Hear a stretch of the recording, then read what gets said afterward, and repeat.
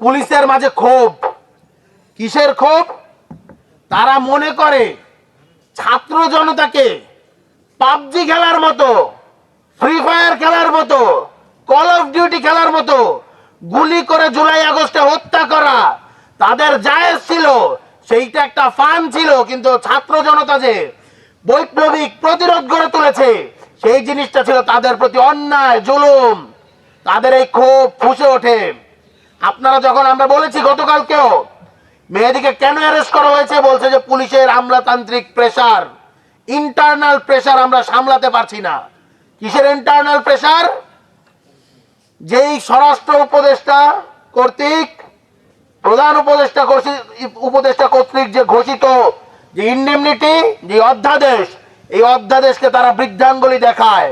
জুলাই আগস্টকে কেন্দ্র করে ছাত্র জনতাকে যে ইন্ডেমনিটি দেওয়া হয়েছে, যে দায়